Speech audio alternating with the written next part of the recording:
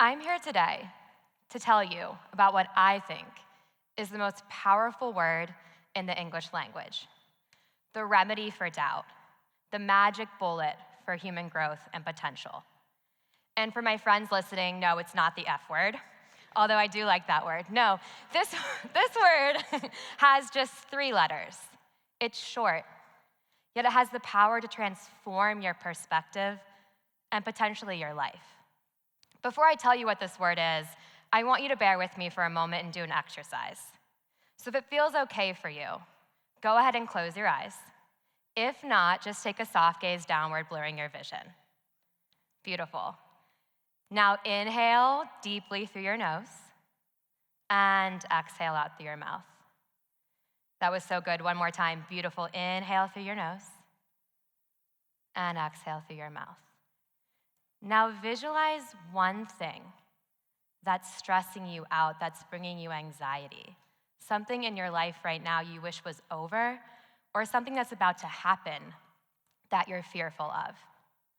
Visualize that situation, that thing, and then notice. What do you feel in your body? What comes up for you emotionally? And what thoughts are you having? Now take a deep inhale and a deep exhale, and gently blink open your eyes. And then notice if you felt anxiety, fear, if your chest tightened, if your jaw clenched, if you held your breath. Notice if your thought said, I can't do this, I'm going to fail, I'm scared, I'm not good enough for this. If you felt or thought any of those things, congratulations, you're human. I have the solution. So it was 2010. I just graduated my undergrad degree from Miami in psychology. I was living in Columbus. My mom had breast cancer at the time, so I was training for a 100-mile bike ride called the Pelotonia. And it was on one of my 40-mile bike ride days that I was just finishing up, feeling great, and then I got hit by a car on my bike. There was all kinds of things wrong with me. I was in slings, cast, and I was actually in a wheelchair for 3 months. And I couldn't do a lot of the things I was accustomed to doing, including driving. So it was actually my best friend, Bethany, who wheeled me into my very first physical therapy appointment just a few weeks after the accident. And prior to that, I'd been told by a different doctor that I would probably never run again. Because of my injuries, I would probably never run.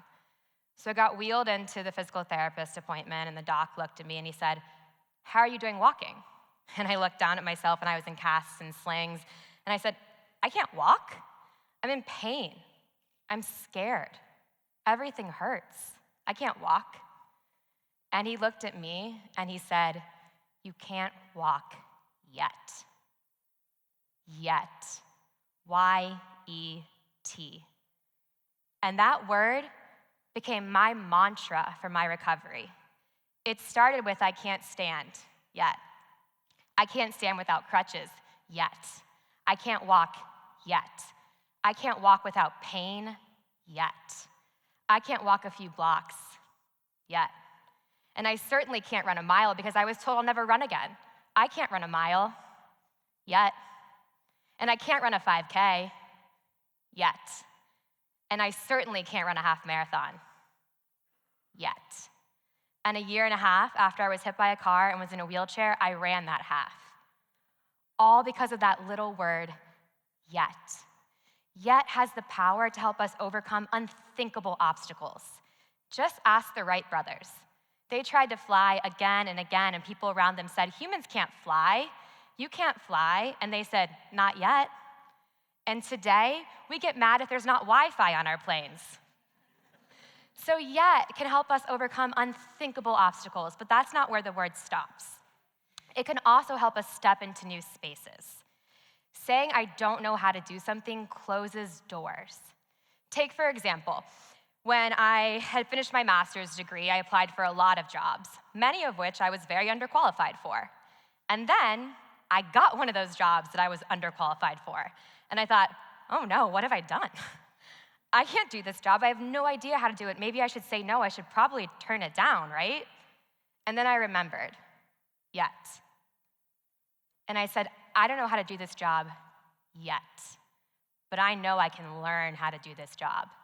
And I've learned since then about 90% of people that get hired don't know how to do the job they're hired for. They learn how to do it on the job, right? So, yet can open doors for us. It opens possibilities. It gives us opportunities.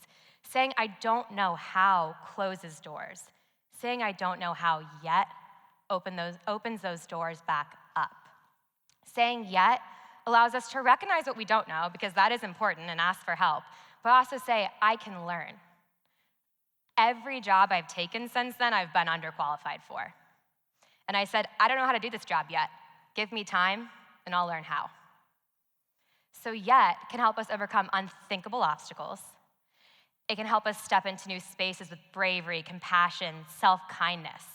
And I've seen that it can help us do one more thing. A few years ago, Marvin Lewis hired me to work with the Bengals, the NFL team here in Cincinnati, and I taught them mindfulness meditation. So I had the whole team and all the coaches in a room in the morning on Fridays, and then in the afternoon, I would do individual sessions with some of the players who were especially interested. And it was in one of these individual sessions that one of the players said to me, Mare, my parents live on the land where my great-great-grandparents were slaves. And the first thing I did when I got to the league was I bought them that land. So our family owns it now. And my body hurts. I want to quit playing football. My joints hurt. I played for so many years. My mind's over it. I don't want to play this game anymore. But I financially support so many people that I can't quit. I have to play until the last day that I can. And so we made yet his mantra. He started to say, I'm not done playing yet, but I will be one day. This isn't over yet, but it will be one day. Yet allows us to accept that difficult moments are difficult. They are hard, and they will not last forever. Yet allows us to accept where we are while also striving for change. Yet allows us to overcome unthinkable obstacles.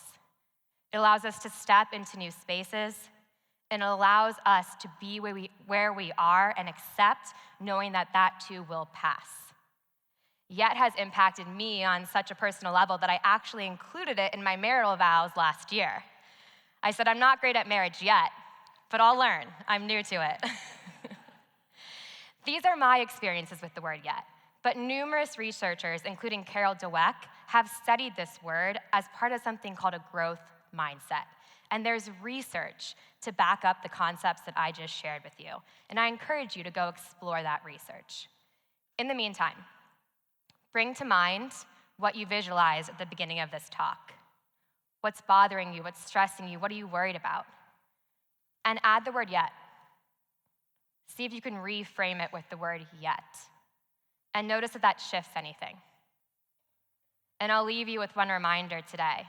Metaphorically, wherever you're at in your life, if you feel like you can't walk because you're scared, because there's pain everywhere, because you're experiencing doubt, just remember, you can't walk yet. Thank you.